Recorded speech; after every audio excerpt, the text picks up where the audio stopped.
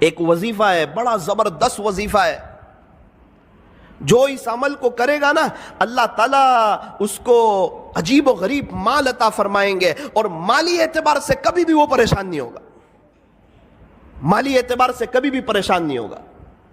ایک بزرگ کے پاس میں بیٹھا ہوا تھا، وہ یوں کہہ رہے تھے کہ بیٹا میں نے 35 ملکوں کا سفر کیا، نہ میں نے 1 روپیہ خرچ کیا، نہ 1 روپیے کا کسی سے سوال کیا۔ میں نے کہا حضرت کیا کرتے ہو؟ بولے یہ وظیفہ کرتا ہوں۔ میں نے کہا اچھا۔ میری مدینہ منورہ میں پڑھائی چل رہی تھی، میرے شیخ نے جب میری پڑھائی ختم ہوئی تو ایک ڈائری لے کر آئے، قلم لے کر آئے، مجھے کہا بیٹا لکھ یہ وظیفہ۔ میں نے لکھ لیا، اور طے کر اس کو کبھی ناغہ نہیں کرے گا، اللہ مالی اعتبار سے کبھی بھی تجھے کسی کا محتاج نہیں کرے گا۔ میں نے لکھ لیا، حضرت نے لکھایا، میں نے لکھ لیا۔ پھر ایک بات کہی تھی کہ بیٹا یہ وظیفہ بڑا زبردست ہے، لیکن بے طلبوں کو مت بتانا، جس کے اندر طلب ہو اور جو اس کی قدردانی کرتے ہو اسی کو بتانا۔ پھر میں جب ہمارے یہاں آیا، کچھ لوگ میرے پاس آتے، مولانا ہم بڑے پریشان ہیں مالی اعتبار سے، حالات میں کوئی وظیفہ، تو الحمدللہ میں یہ وظیفہ بتا دیتا، اللہ تعالیٰ ان کو بہت نواز دیتے، عجیب و غریب نواز دیتے، اور عجیب و غریب اس پر تجربہ ہے، اور کئی اللہ والوں کو میں نے دیکھا وہ یہی وظیفہ پڑھتے ہیں۔ پھر ایک بار تو میں بڑا تعجب میں رہ گیا کہ یہ وظیفہ کسی اللہ والے کا، کسی شیخ کا بتایا ہوا نہیں ہے۔ ایک صحابی نے ہمارے نبی سے کہا تھا کہ پیارے نبی جی دنیا نے مجھے چھوڑ دیا ہے، یعنی میرے پاس کچھ ہے نہیں۔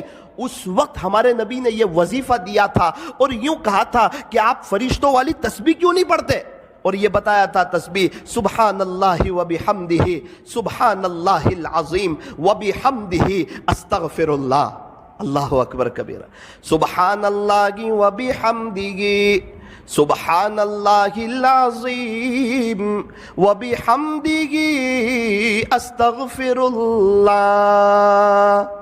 پیارے نبی سے وظیفہ سنا، راوی فرماتے ہیں کہ پھر ایک مدت تک وہ نظر نہ آئے، جب دوبارہ نظر آئے تو انہوں نے بتایا، جس کا خلاصہ یہ ہے اللہ نے مجھے اتنا نواز دیا ہے کہ میں بتا نہیں سکتا۔ یہ عجیب و غریب وظیفہ ہے۔ ایک شخص مجھے کچھ وقت پہلے نوساری میں ایک جگہ ملے، سید تھے، مجھے کہنے لگے مولانا کچھ وقت پہلے آپ ہمارے گھر آئے تھے، آپ نے ایک وظیفہ بتایا تھا، میں نے آپ کو اپنی پریشانی بتائی تھی، آپ نے ایک وظیفہ بتایا تھا، الحمدللہ 2 دن سے میں نے شروع کر دیا ہے۔ میں نے کہا یار میں نے بتایا تھا 3-4 مہینے ہو گئے، آپ نے 2 دن سے شروع کیا۔ مولانا آپ کو نہیں معلوم، آپ بتا رہے تھے پردے کے پیچھے سے میری بیوی یہ وظیفہ سن رہی تھی، اللہ کی شان اس نے پابندی سے کیا، ابھی اس کے 36 لاکھ روپے آ رہے ہیں، تو میں نے بھی شروع کر دیا۔ میں نے کہا یار آپ عجیب آدمی ہو۔ میں نے کہا 36 لاکھ روپے کہاں سے آ رہے ہیں؟ کہا وہ وارثے کے آ رہے ہیں۔ تو میں نے کہا ابا کو مارنے کی نیت سے تو نہیں پڑھا تھا یہ وظیفہ؟ بولے نہیں، ان کے ابو کا تو بہت پہلے یہ انتقال ہو گیا تھا، لیکن مولانا زمین کا اتنا خطرناک مسئلہ تھا کہ یہ کبھی بھی حل ہونے کا نام لیتا نہیں تھا، اور ہم لوگ بھی نا امید ہو چکے تھے کہ اب یہ مسئلہ جو ہے یہ کبھی بھی حل ہو سکتا نہیں ہے، لیکن میری بیوی نے یقین سے پڑھنا شروع کیا، اللہ کی شان مسئلہ حل ہوا، اس کے 36 لاکھ روپے آ رہے ہیں، اور اللہ کا شکر ہے 2 دن سے میں نے بھی شروع کر دیا ہے۔ ہمارے نوساری میں ایک بڑے مالدار شخص ان کے پاس میں بیٹھا ہوا تھا، تو شیخ سے وہ بھی محبت کرتے تھے، مدینہ منورہ کے شیخ سے، تو میں نے ان کو یہ وظیفہ بتا دیا۔ کہنے لگے نا وہ بڑے آدمی ہیں اور ان کا بتایا ہوا وظیفہ کرنا ہی چاہیے۔ میں نے کہا ان کا بتایا ہوا نہیں، پیارے نبی کا بتایا ہوا ہے، یہ کوئی اللہ والے کا بتایا ہوا نہیں ہے، یہ کوئی تجربہ کرنے کا وظیفہ نہیں ہے، یہ تو عمل کرنے کا وظیفہ ہے۔ اچھا کیا بتایا؟ تو میں نے ان کو بتا دیا۔ 2 دن کے بعد مجھے ملے، کہا بیٹا یہ وظیفہ کبھی چھوڑنے جیسا نہیں ہے۔ میں نے کہا کیوں؟ بولے بیٹا پیسہ تو بہت ہے، سب جگہ روکا ہوا ہے، ابھی میں حالات میں تھا کچھ وقت سے، پیسے کے بارے میں ہاتھ میں پیسہ نہیں تھا، زمینیں جائیداد پراپرٹی بہت، ہاتھ میں پیسہ نہیں، تو میرا بڑا بیٹا میرے پاس آیا اور یوں کہنے لگا ابا بہت پہلے آپ کے 70,000 روپے میرے پاس تھے، وہ ابھی آپ لے لو 70,000۔ بولے، میں نے بولا پھر؟ بولے اب کبھی یہ وظیفہ نہیں چھوڑوں گا۔ اللہ اکبر کبیرہ۔ اور شیخ خود فرماتے تھے میں نے جس کو بھی بتایا، جس نے بھی یقین سے پڑھا بیٹا آج سب کروڑ پتی ہے، اور جس نے بغیر یقین کے پڑھا وہ جہاں تھے آج وہاں کے وہیں ہیں۔ تو میرے عزیزوں ایک بات یاد رکھو، یہ وظیفہ جو ہے یہ بڑا زبردست ہے۔ میں نے ایک سوال پوچھا شیخ سے جس پر وہ مجھ سے بڑے ناراض ہوئے، بہت زیادہ ناراض ہوئے، اور مجھے کہا بیٹا تیرے سے مجھے یہ امید کبھی نہیں تھی کہ تو مجھے یہ سوال پوچھے گا۔ میں نے کہا شیخ یہ جو وظیفہ پڑھیں گے 100 مرتبہ تو صرف رزق میں برکت ہی ہوگی یا ثواب بھی ملے گا؟ تو بہت ناراض ہو گئے۔ ایک مثال سے سمجھایا مجھے کہ 400 روپے کلو کی چائے ہو اور اس پر 50 روپے کی ڈول کی آفر ہو تو تجھے صرف ڈول ملے گی یا چائے بھی ملے گی؟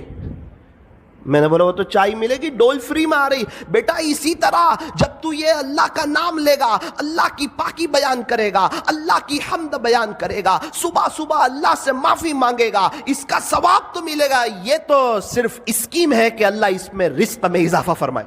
اللہ اکبر کبیر۔ تو آپ کو بھی یہ وظیفہ یہ عاجز بتاتا ہے، طے کرو انشاءاللہ، پابندی سے پڑھیں گے انشاءاللہ، بہت فائدہ ہوگا انشاءاللہ۔ رزق میں صرف پیسہ نہیں آتا، رزق میں بیوی بھی شامل ہے، بچے بھی شامل ہے، رزق میں بہت سی چیزیں شامل ہے۔ اللہ تعالی ہمارے رزق میں برکتیں عطا فرمائیں گے۔ سبحان اللہ و بحمدہ، سبحان اللہ العظیم و بحمدہ، استغفر اللہ۔ پھر شیخ نے کہا بیٹا لیکن اس کا ایک وقت ہے، اسی وقت پڑھ سکتے ہیں، آپ اس کے علاوہ پڑھو گے تو وہ اثر نہیں کرے گا، وہ بات نہیں بنے گی۔ میں نے بولا اچھا اس کا وقت کون سا ہے؟ مجھے کہنے لگے بیٹا فجر کی سنت اور فرض نماز کے درمیان اس کو 100 مرتبہ پڑھنا ہے، فجر کی سنت اور فرض نماز کے درمیان اس کو 100 مرتبہ پڑھنا ہے۔ میں نے کہا حضرت اگر اس وقت کوئی نہ پڑھ سکے تو مجھے تعجب سے دیکھنے لگے کہ اس کا اپنا ہی مسئلہ لگ رہا ہے۔ مجھے کہنے لگے بیٹا جب تک فجر کی نماز کا وقت رہتا ہے، صبح صادق کے بعد سنت پڑھ لیں، اس کے بعد سے جب تک فجر کی نماز کا وقت رہتا ہے وہاں تک یہ پڑھو گے تو یہ اپنا اثر عجیب اور غریب انداز میں کرے گا۔ پھر مجھے اپنے مکان پہ لے گئے ایک مرتبہ، بڑے بڑے لوگوں کو دعوت تھی، مجھ چھوٹے کو بھی حضرت نے گن لیا۔ اللہ اکبر کبیرہ، بہت سی نعمتیں دیکھی، مجھے بتانے لگے، اس کی اہمیت سمجھانے لگے کہ دیکھ بیٹا یہ وظیفے کی برکت ہے کہ اللہ تعالیٰ نے مجھے ایسا شاندار مکان دیا، دیکھ بیٹا اس وظیفے کی برکت ہے ایک کار تو ایسی میرے گھر کے باہر کھڑی ہے جو تیرے ہندوستان میں لانچ بھی نہیں ہوئی ہے۔ تو وظیفے کو معمولی مت سمجھنا، کبھی چھوڑنا مت، اس کی پابندی کرنا، انشاءاللہ اللہ تجھے بھی بہت نوازے گا۔ اسی وظیفے کی برکت سے کئی سالوں سے اللہ تعالیٰ نے مجھے عجیب و غریب نوازا ہے، میرے اپنے تعلقات والوں کو بتایا ہے، اور اللہ تعالیٰ نے سب کو نوازا ہے۔ تجربہ کرنے کی ضرورت نہیں ہے، یہ عمل کرنے کی ضرورت ہے، یہ کسی ولی کا بتایا ہوا نہیں ہے، یہ پیارے نبی حضرت محمد الرسول اللہ صلی اللہ علیہ وسلم کا بتایا ہوا ہے۔ میں نے حضرت کے ساتھ دبئی کا سفر کیا، حضرت تو 5 اسٹار ہوٹل میں ان کے ساتھ ٹھہرنا ہوا، کیا شکریہ ادا کر رہے ہیں، الحمدللہ الحمدللہ الحمدللہ، کھانا کھا رہے ہیں شکریہ ادا کر رہے ہیں، شیپ میں بیٹھے ہوئے شکریہ ادا کر رہے ہیں، اللہ کی نعمتوں پر شکر شکر شکر۔ میں نے حضرت کے گھر دیکھا، الحمدللہ الحمدللہ، کھجورے کھا رہے ہیں الحمدللہ، قہوہ پی رہے ہیں الحمدللہ، اور ان کو چکن وغیرہ تو جلدی سمجھ نہیں آتی، ان کو تو مٹن وغیرہ چاہیے۔ تو خلاصہ یہ ہے جو بھی کھا رہے اس پر اللہ کا شکریہ ادا کر رہے ہیں۔ مجھے وہ بزرگ والی بات یاد آئی کہ واقعتاً اللہ نے ان کو نوازا ہے اور یہ شکر کر کے اللہ تک پہنچ رہے ہیں۔ فرمایا اللہ تعالیٰ تک پہنچنے کے دونوں راستے ہیں، بندہ شکر سے بھی پہنچ سکتا ہے، صبر سے بھی پہنچ سکتا ہے۔ یوں فرمایا ہمیشہ خوش رہنے کا آسان فارمولا، ہمیشہ خوش رہنے کا آسان فارمولا، نعمتوں پر شکر کریں، مصیبتوں پر صبر کریں، شکر کرنے والا بھی جنتی، صبر کرنے والا بھی جنتی۔